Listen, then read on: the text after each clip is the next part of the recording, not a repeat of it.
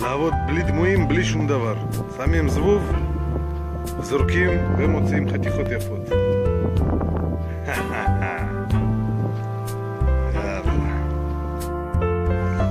ערב טוב לכולם. סיכום קטן של דייג קצר.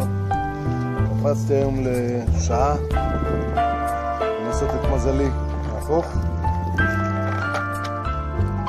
ביניות לא היו המון מושטים, עבדו על הדמוי הזה, המון מושטים.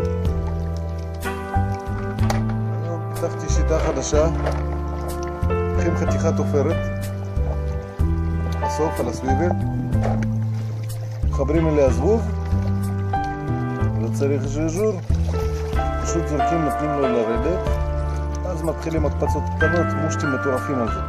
קיצר, אני בדייג בערך שעה ורבע, חייב לעוף. זה התוצאות, מושטים יפים, קיבלו את הצבע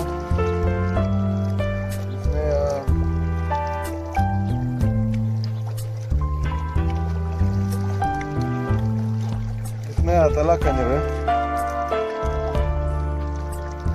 צבע בבטן אדום, שחור, מאוד יפה. היום אנחנו משחררים הכל כמובן, נותנים להם לגדול ולהתרבות.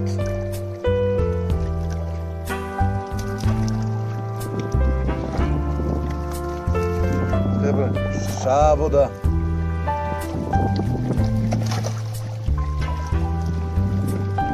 היה נחמד, חברים, תהנו מהדייג, תשחררו דגים ותשמרו על חופים נקיים.